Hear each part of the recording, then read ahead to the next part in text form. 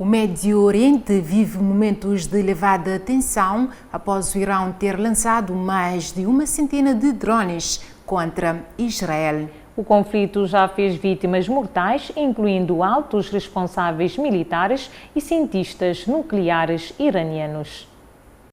O exército israelense confirmou que o Irão lançou mais de 100 drones em direção ao seu território.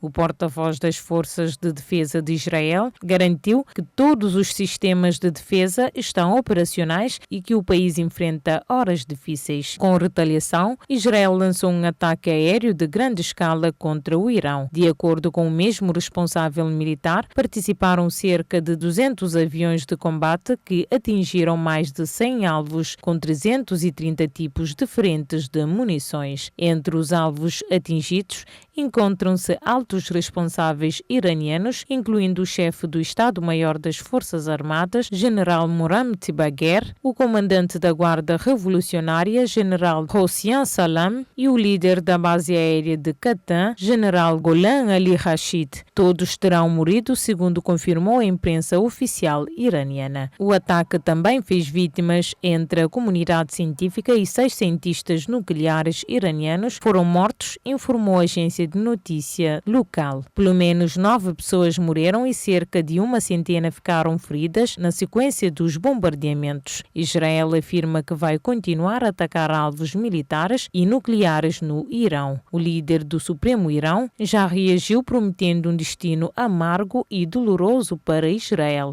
Também o exército iraniano garantiu que vai haver uma resposta rápida e uma sonora bofetada, responsabilizando igualmente os Estados Unidos pelos ataques. As primeiras explosões foram ouvidas em Teherão por volta das 3h30, horário local, tendo-se alastrado a outras regiões do país. A tensão entre Japão e China aumentou após acusações mútuas sobre manobras militares perigosas no Pacífico. O ministro da Defesa japonês classificou como inaceitáveis as declarações de Pequim que culpam Tóquio por uma aproximação arriscada entre aeronaves dos dois países ocorrida no final de semana. O ministro da Defesa do Japão, Gian Nakatani, reagiu duramente nesta sexta-feira às acusações da China sobre um suposto comportamento perigoso de aviões japoneses, classificando-as como inaceitáveis. A tensão entre os dois países subiu após 2 dias de incidentes aéreos registrados sobre o Oceano Pacífico em mar aberto. Pequim acusou aeronaves de patrulha japonesas de provocarem suas forças militares. Segundo o governo chinês, um avião japonês aproximou-se de maneira imprudente durante exercícios militares chineses. Já o ministro da Defesa do Japão relatou que no sábado um caça chinês seguiu um avião de patrulha japonês por cerca de 40 minutos. No domingo, a manobra se repetiu, desta vez com 2 caças J-15 que acompanharam a aeronave japonesa por mais de 1 hora. O chefe do Estado-Maior das Forças de Autodefesa do Japão afirmou que não se tratou de um erro ou um acaso. Disse que foram 2 dias consecutivos e isso mostra um comportamento deliberado e calculado. Em resposta às críticas japonesas, o porta-voz do Ministério dos Negócios Estrangeiros da China, Lin Xian, afirmou que a origem das tensões são as constantes missões de vigilância de navios e aviões japoneses sobre operações militares chinesas legítimas. O ministro Gian Nakatani reiterou que o Japão vai continuar com as suas operações de vigilância e dissuasão. Disse ainda que isso é para mostrar a capacidade de evitar qualquer tentativa de mudança unilateral do status quo pela força. A disputa expõe um clima de desconfiança entre as duas potências asiáticas e reacende os alertas sobre segurança e estabilidade na região do Indo-Pacífico.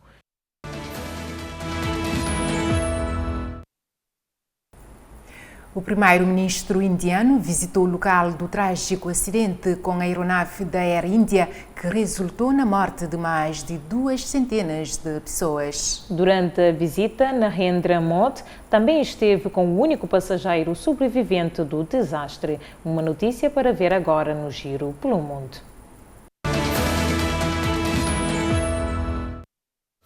O primeiro-ministro da Índia, Narendra Modi, visitou Ahmedabad nesta sexta-feira para inspecionar os destroços carbonizados em um voo de Air India que se despenhou pouco depois da decolagem, causando a morte de pelo menos 260 pessoas.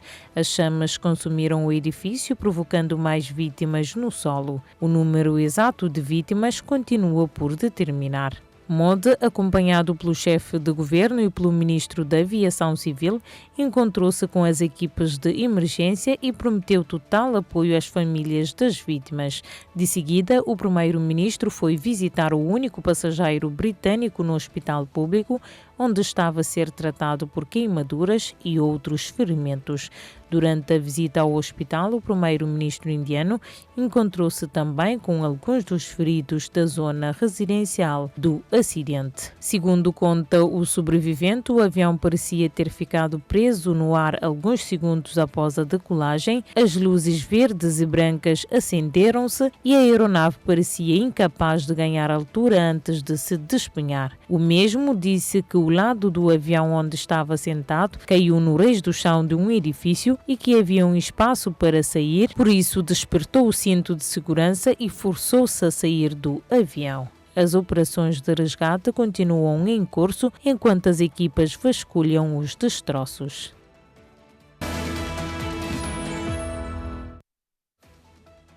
Mais de 200 organizações da sociedade civil global assinaram uma carta aberta a apelar a um compromisso internacional urgente para proibir a exploração de combustíveis fósseis nos oceanos. A iniciativa aconteceu no âmbito da terceira Conferência da ONU sobre o Oceano, que esta semana decorreu em Nice, na França, onde foi divulgada pela Associação Portuguesa Último Recurso, uma das organizações subscritoras. A carta, diz o Último Recurso em comunicado, foi promovida pela Organização Internacional Ocean Care e exorta os governos a agirem de forma decisiva e responsável com o reconhecimento da incompatibilidade entre os objetivos climáticos e a expansão da exploração petrolífera no mar e o apoio à transição energética justa e inclusiva para comunidades costeiras e trabalhadoras. Esta carta representa um apelo coletivo ao colocar limites claros a essa exploração,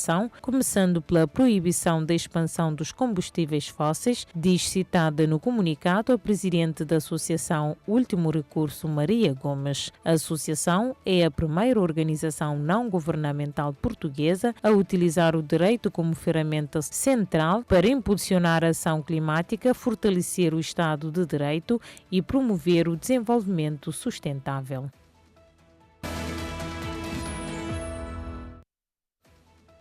A China iniciou esta semana os primeiros testes em linha real do novo comboio de alta velocidade CR450, totalmente desenvolvido no país e projetado para atingir uma velocidade operacional de 400 km por hora. Os ensaios, com uma duração prevista de cerca de 15 dias, decorrem na província central de Hubei, considerada adequada para validar o desempenho técnico sem interferir no tráfego ferroviário regular. O comboio partiu nesta quinta-feira da estação de Yichang Norte, tendo percorrido o trajeto a várias velocidades para recolher dados sobre aceleração, travagem, estabilidade e o consumo energético no âmbito do que é designado como teste de tipo. Embora a velocidade máxima em operação comercial seja de 400 km por hora, o CR450 foi concebido para atingir até 450 km por hora em condições de teste, numa tentativa de ultrapassar os atuais limites técnicos da rede de alta velocidade chinesa, fixados em 350 km por hora. Se os testes foram concluídos com sucesso, o novo comboio poderá entrar em serviço comercial a partir de 2026, segundo especialistas do Instituto de Ciências Ferroviárias da China.